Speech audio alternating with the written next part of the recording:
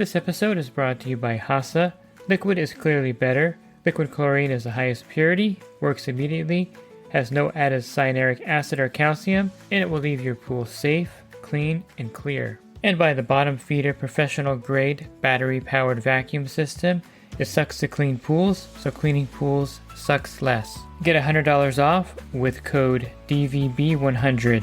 This episode is brought to you by Skimmer, the #1 pool service software in North America. With Skimmer, you can streamline your schedule, grow your revenue, and keep your customers coming back with 5-star service. Whether you're a one-person operation or an established team, Skimmer is your partner in success. Visit getskimmer.com/poolguy to try Skimmer for free for 30 days. The Pool Guy Podcast Show. The Pool Guy Podcast Show. The Pool Guy Podcast Show.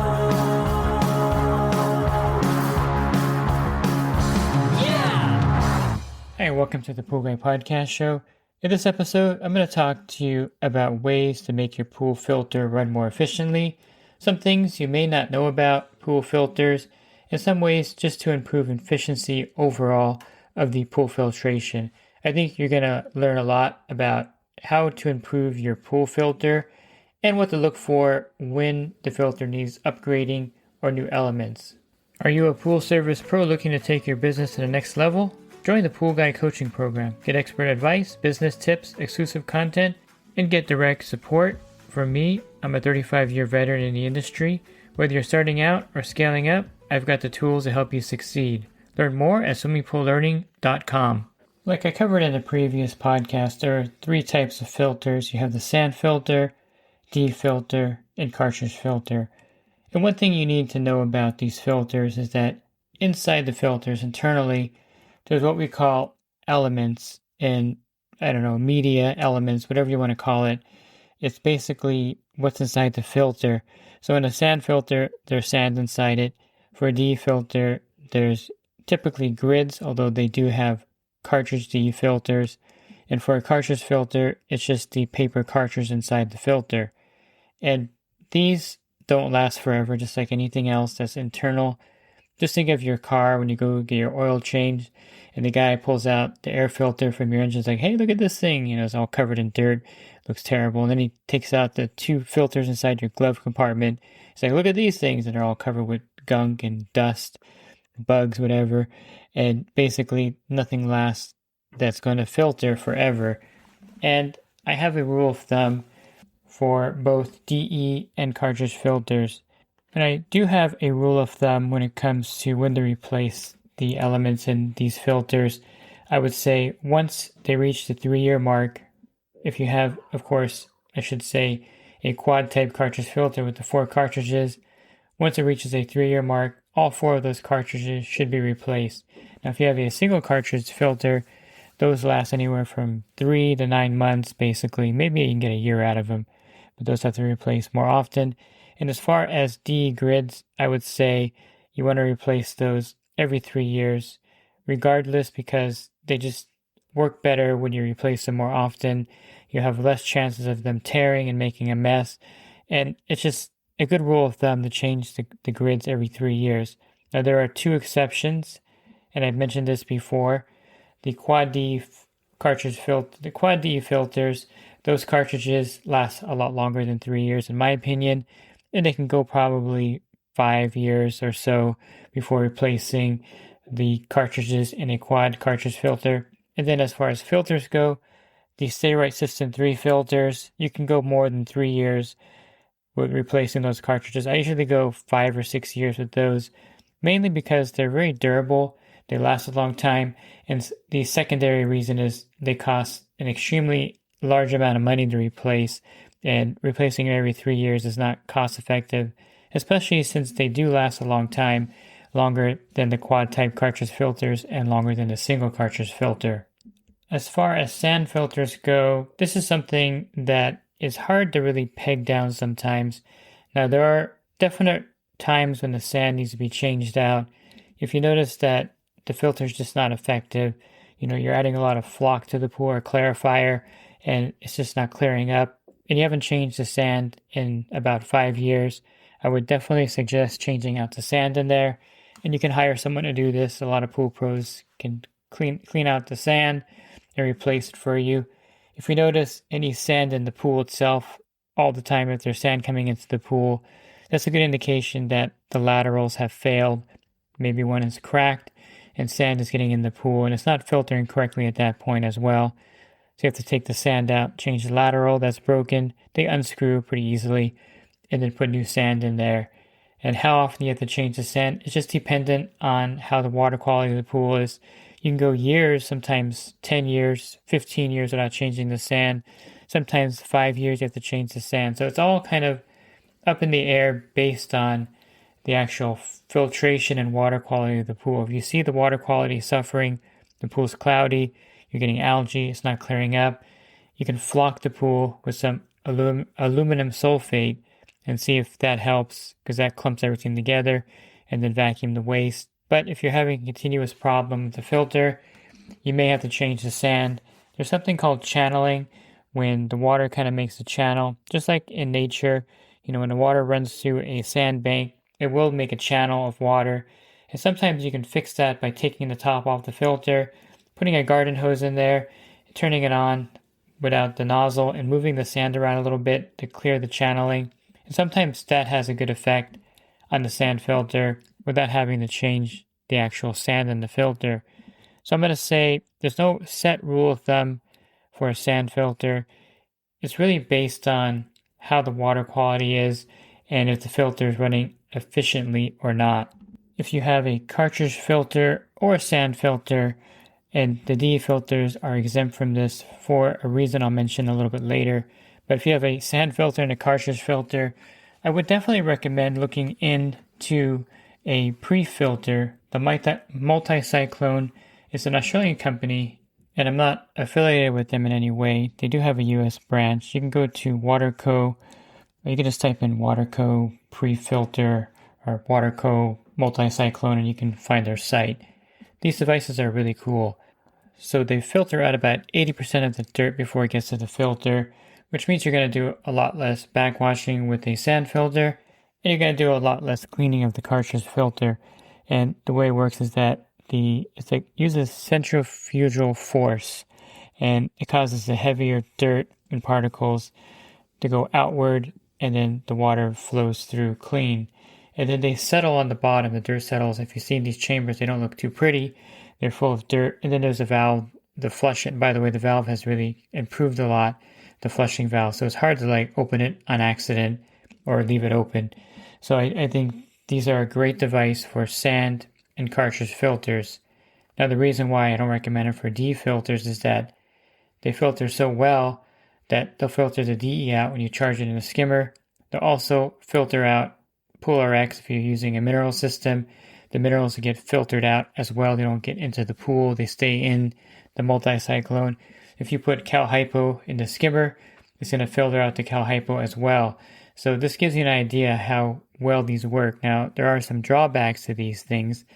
They're supposed to be mounted typically above the pump for the best, for the best results. You want to put it, of course, somewhere where it can be mounted and the water can go directly into it. And the problem with that is they're large, and so they're going to sometimes stick out of an equipment wall. So just be aware of the fact that they're pretty bulky, but they're highly effective. And I highly recommend looking into these if you find yourself backwashing your sand filter often or cleaning your cartridge filters all the time, especially in a dirt desert area where you have a lot of dirt and dust in the pool. These are highly effective pre-filters that you can.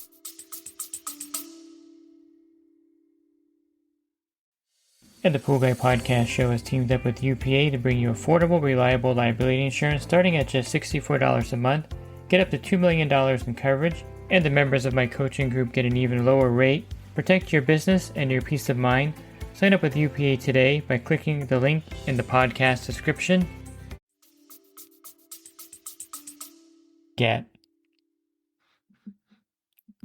So again, making sure the elements are in good shape is one key factor in making the pool filtration work more effectively. And if you go 5 years with the cartridges and a quad cartridge filter, you're going to notice a serious drop in the water quality.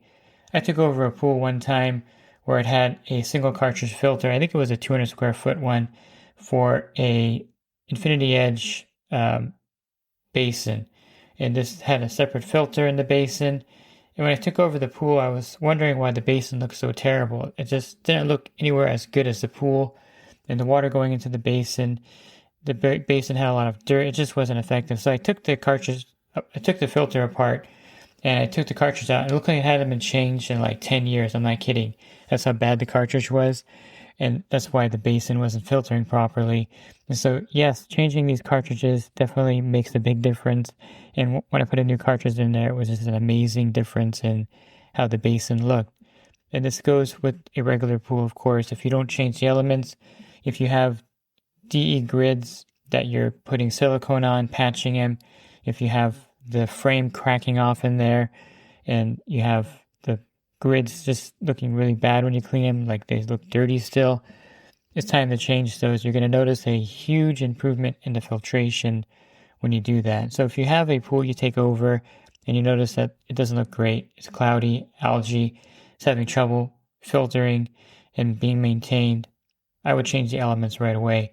And when you do a green pool cleanup, this does sound counterintuitive. I know this doesn't make a lot of sense, but if you have a quad type cartridge filter or a single cartridge filter or a D filter and you're doing a green pool cleanup, and one thing that's going to accelerate the green pool cleanup is to change the filter elements and then doing the cleanup with the new elements in there.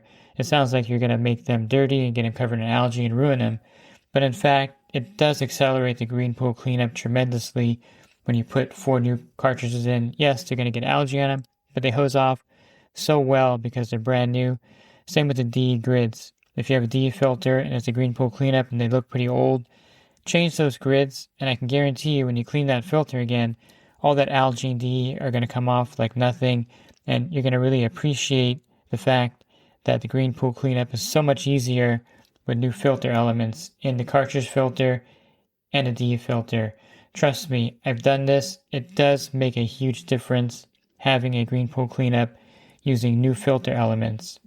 And you can do all of this, maintain your sand filter, change your filter elements often in your DE cartridge filter. But there's one key factor that I think is something that you have to consider when we talk about filter care and the fact that the filter is not running efficiently, and that is the pool's runtime. Now, sometimes there's a battle with the customers to run their pool long enough to filter the water properly. They're worried about wasting electricity, which granted, if they have a single speed pump, it's going to cost more money to run the pool longer. If they have a VS pump or variable speed pump, they shouldn't fight you on running the pool longer in that case, but some customers still do. And the point is, if the pool is not running long enough to filter the water properly, it doesn't matter how clean that filter is, how new the cartridges are, how new the grids are in the D filter, how well the sand is maintained. It's just not going to circulate the pool well, running it 2 or 3 hours a day when it should run 8 hours a day, or if the pool should be running with the VS pump for 16 hours or 18 hours and they're only running it for 5 or 6 hours a day. You're not going to have really good water quality, and it has nothing to do with the filter. You need to have circulation along with the filter working properly for the pool to be maintained properly. And of course, the third element is having the chemicals balanced, but I think that's sometimes secondary to circulation. I've had pools, and this is kind of how I prove this empirically out there in my pool route. I had pools where the chlorine has zeroed out. They had a pool party or something, and I did have a Polar X in there, so that does help maintain the pool from getting algae. But I've had a pool that had 0 chlorine, and it was after they heated the pool and they had a party. The water looked great, but that pool I had running 23 hours a day, and it had a VS pump, but I kept it at 3100 RPMs the entire time because it was a big pool. I never had a medium or low speed in there. And so that one ran 23 hours a day at 3100 RPMs, and the pool looked great. When I got there was no algae. The Polar X has something to do with that. But with 0 chlorine in there, it was like crystal clear. And that's because the pool was running so long, and I had just recently cleaned the filters, by the way. And so basically all those worked in my favor. And I've been at pools before, similar situations where the chlorine zeroed out, but the pool was running a very long time, and it does make a huge difference. So, of course, balancing the water, having the right amount of sanitizer does help prevent algae and the pool from getting cloudy, but circulation should not be ignored. It's a huge factor in filtration. If you notice that the pool water quality is suffering, it may not be the filter, it may not be the elements in the filter, it may just be that you need to run the pool longer to correct that problem. I'm going to focus just a little bit on cartridge filters for a minute here. And one of the biggest mistakes you can make is going with really cheap cartridges. I think you have to invest in a good cartridge. And so I would stick with really well-known brand names like Pleatco, Unicell, Filbur. And people ask me, why don't you just get Pentair cartridges when the Pentair cartridges wear out? Well, I think since Pentair actually owns Pleatco, couldn't remember who they bought. The cartridges, of course, are made by Pentair now, or the parent company is Pentair. And you can buy the OEM cartridges if you like for the filter. So if you had a Pentair 520, you can get them for about $400. I believe you can buy them, from your supplier, of course. We can also get them online if you're a homeowner, and you can buy those. And again, they're like, $300 to $400 for the 4-quad cartridge filter pack. But you can purchase the Pleatco version of this, which is the PCC 130, and it runs for about $160. So more than half off the cost of the Pentair ones. And of course, Pentair owns Pleatco now, so you're really not getting a generic cartridge filter at that point. So that's why a lot of people go with the Unicell or Filbur or Pleatco, because the cost factor is just a lot better. And most suppliers just carry those off-branded cartridge filters anyway, and it makes it easy just to pick those up rather than order the OEM ones from Pentair or Hayward or Jandy. And as far as grids go, actually a lot of them make the grids as well. The Unicell and Pleatco make DE grids, and so when you go to replace the DE grids, you don't necessarily have to get Pentair DE grids to replace them. You just have to get whatever grids your supplier carries. And I found that they're all about the same, regardless of who makes the DE grid. They last about 3 years regardless. And it's something that you're going to have to keep an eye on.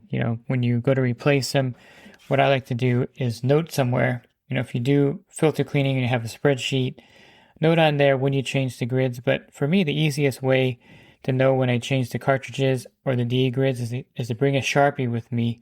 And on the filter, somewhere on the filter, inconspicuously, just write the date of when you change those cartridge filters or when you change the DE elements. And I've taken over pool accounts where I get to the filter and the previous Pool Pro wrote on there with the Sharpie, 2022 or something, like 6/2022.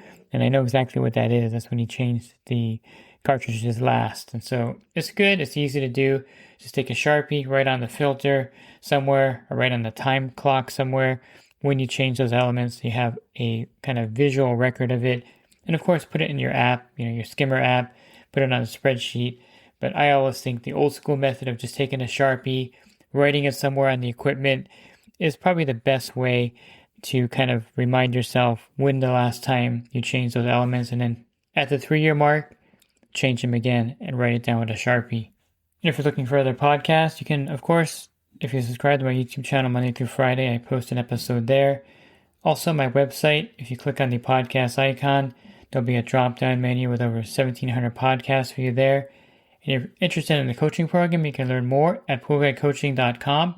Thanks for listening to this podcast. Have a great rest of your week, and God bless. This episode is brought to you by HASA, providing products that deliver clean, healthy water for every aspect of everyday life. The bottom feeder battery-powered vacuum system, portable, powerful, and only weighs 12 pounds. And Skimmer. Get Skimmer, America's #1 pool service software. Podcast listeners can try Skimmer for free at getskimmer.com/poolguy.